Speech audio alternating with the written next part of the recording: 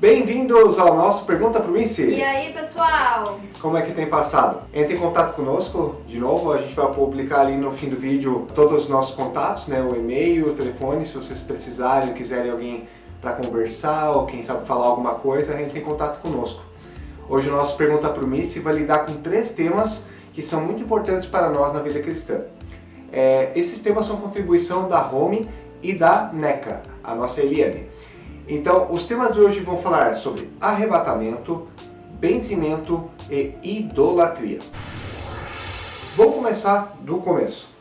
Zé, o que nós temos a falar sobre arrebatamento? Por que o arrebatamento é importante para os cristãos e por que ele gera tanto mistério?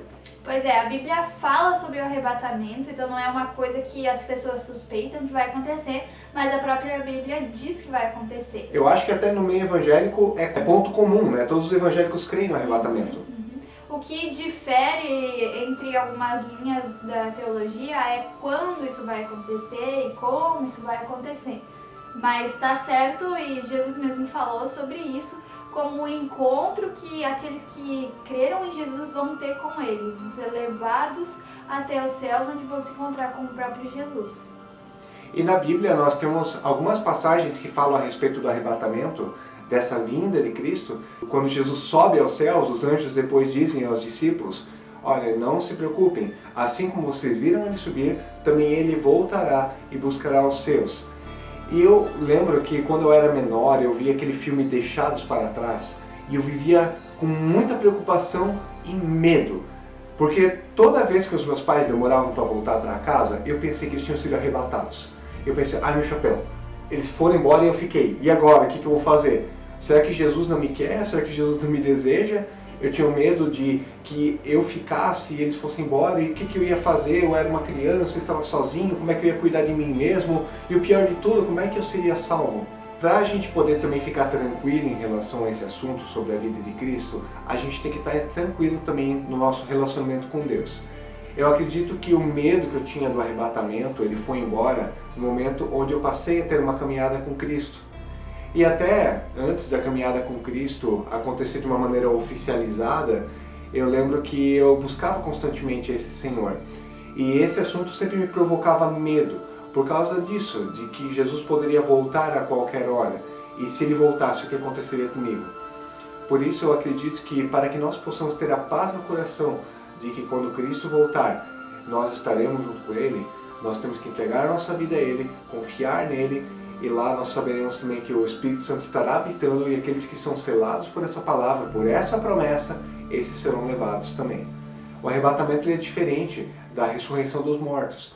Lá em 1 Tessalonicenses, capítulo 4, versículo 15 até o 17, é dito que os mortos ressuscitarão e aqueles que estão vivos serão arrebatados, levados juntos para o céu. Aí, claro, como a Zé mesmo disse, tem linhas que dizem, mas aí entra o milênio, né? Que daí é o momento onde que, então, a graça de Deus ela continua atuando, ela continua existindo. Tem pessoas que dizem que o arrebatamento já aconteceu, que a gente já está vivendo no milênio, mas a questão é, nós hoje ainda temos o Espírito Santo atuando e agindo entre nós. Como a Zé falou há um pouco tempo atrás, lá na pregação do culto, o Espírito Santo, ele tem a marca dele na vida dos cristãos e nós sabemos que ele ainda continua atuando porque a palavra continua sendo pregada, então nós vivemos num tempo onde que nós podemos anunciar esse evangelho e podemos viver nessa segurança de que Cristo voltará e quando ele voltar, ele levará a sua igreja. O próximo assunto que a gente tem na nossa lista aí é sobre o benzimento. Como é que a gente vai entender isso aí, David? Será que cristão pode benzer? Então, na verdade, se a gente pegar a raiz da palavra do benzimento, tem bênção lá no meio. Lá em Romanos 8,32 está escrito que se Deus ele não poupou o seu Filho, Ele também não deixará de nos dar as suas bênçãos, de com isso dar-nos as outras coisas. Quando a Bíblia fala que nós podemos pedir a Deus a sua bênção, que nós pedimos a Deus a sua vontade, que ela seja realizada, seja feita, nós temos que lembrar que isso está escrito lá em Tiago, que quando nós pedimos a Deus, nós muitas vezes não recebemos porque não pedimos de acordo com a sua vontade, ou não recebemos também porque nem chegamos a pedir. Quando nós falamos de benzimento, nós estamos falando de quase como uma bruxaria. Você faz alguma coisa, você paga um preço e por aquele preço pago você recebe de volta aquilo que você deseja. Mas a gente tem que lembrar que às vezes Deus não vai atender a nossa vontade porque a vontade dele é melhor do que a nossa e porque os planos dele são maiores do que os nossos. Então não adianta tentar forçar as coisas com Deus. Nós podemos e temos a liberdade de pedir a Deus todas as coisas, mas para isso não precisamos sacrificar galinhas e nem dar cachaça e nem aplacar a ira de Deus, porque esse conceito de aplacar a ira de Deus, ele é um conceito tão tribal, ele é um conceito, né, lá do Antigo Testamento para trás ainda. Porque no Antigo Testamento as pessoas elas praticavam sacrifícios e elas ofereciam ofertas a Deus, pensando, se eu oferecer minha oferta a Deus, aí eu vou receber de Deus aquilo que eu quero. E aí, quantas vezes Deus também falou aos seus profetas assim, eu não quero holocaustos, eu quero misericórdia. Deus ele não vai ceder a nossa vontade porque a gente vai dar para ele um carro, porque a gente vai dar para ele dinheiro, porque a gente vai ficar um ano sem assistir TV ou qualquer coisa assim. A gente pode fazer a promessa que quiser, mas tudo que foi pago em Cristo.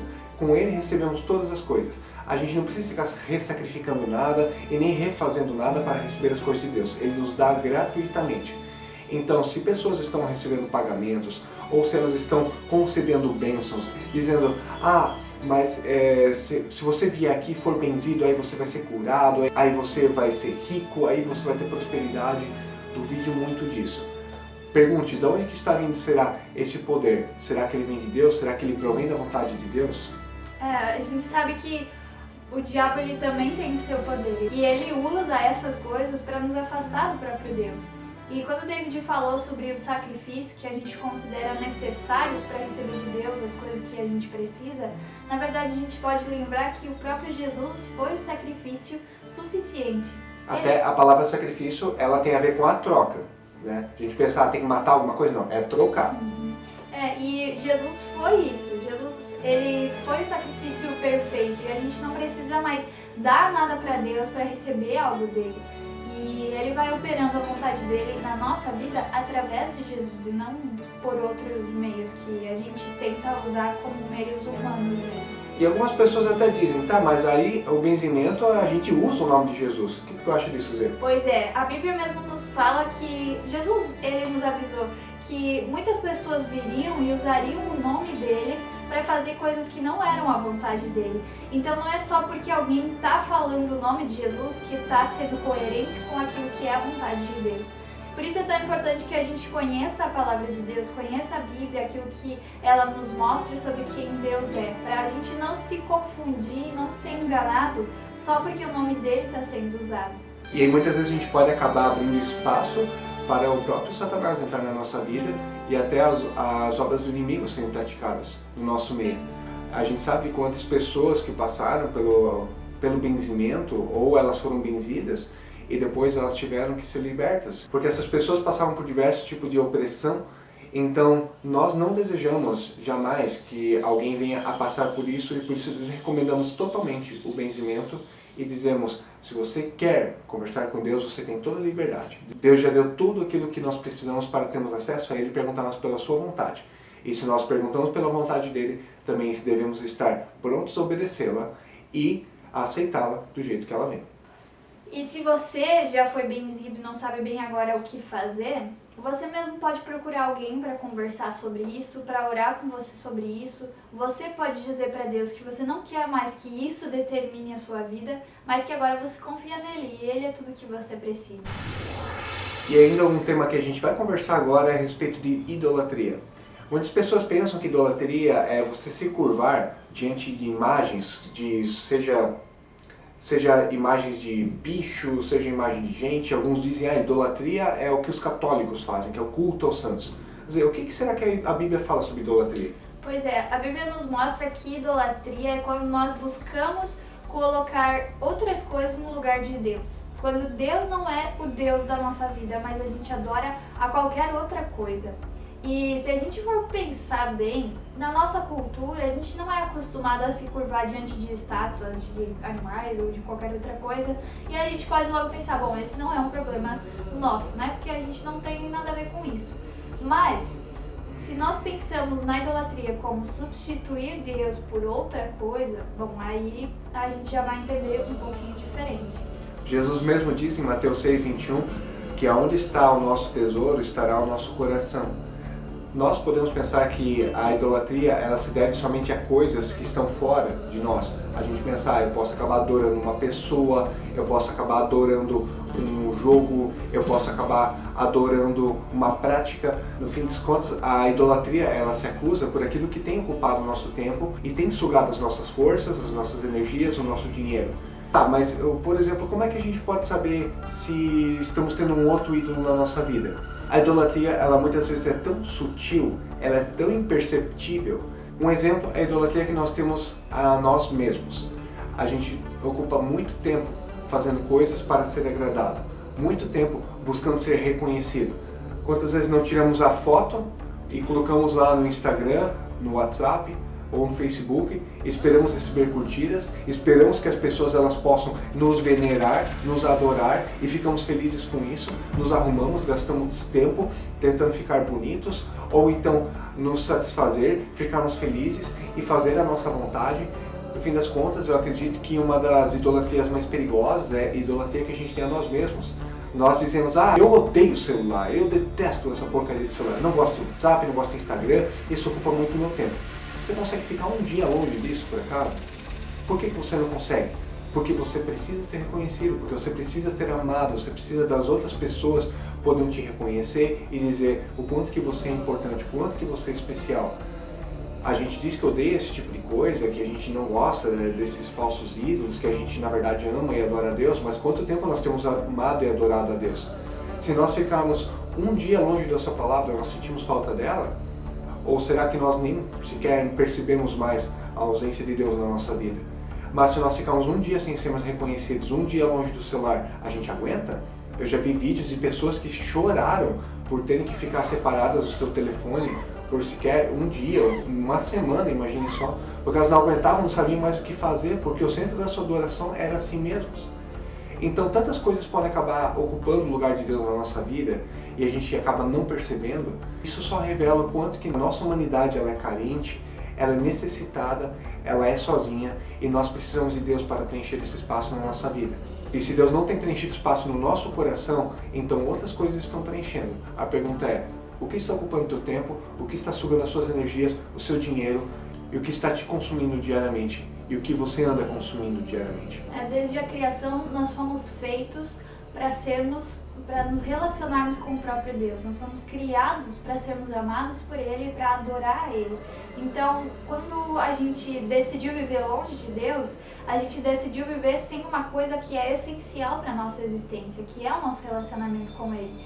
E a gente passou a buscar preencher esse vazio com outras coisas. Então, o nosso coração, ele é uma fábrica de ídolos. Se a gente não está adorando o nosso Deus, nós vamos estar adorando alguma outra coisa, porque isso é parte de quem nós somos, é uma necessidade humana que nós temos.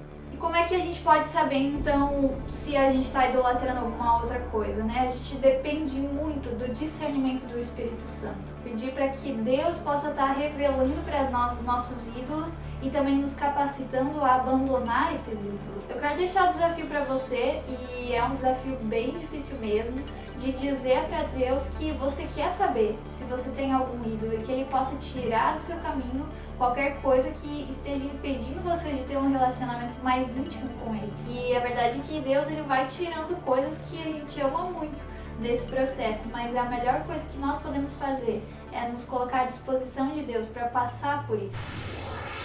Agradecemos a Roma e a Neca por vocês terem disponibilizado esses temas para nós conversarmos hoje. Também, se você, ouvinte, tem alguma sugestão de tema ou até tem alguma pergunta que seria legal a gente responder, compartilha conosco, manda uma mensagem para nós e nós vamos então buscar aprofundamento teológico em cima desse assunto para poder conversar com você no próximo Pergunta para o Missy. E se você tiver também algum pedido de oração, você pode nos mandar pelo WhatsApp ou de alguma outra forma e a gente também vai estar orando por você no nosso culto, orando pelo seu pedido, pedindo para que Deus esteja guardando também todas aquelas ansiedades que a gente tem. Uma boa semana para vocês, Deus os abençoe e até a próxima. Até!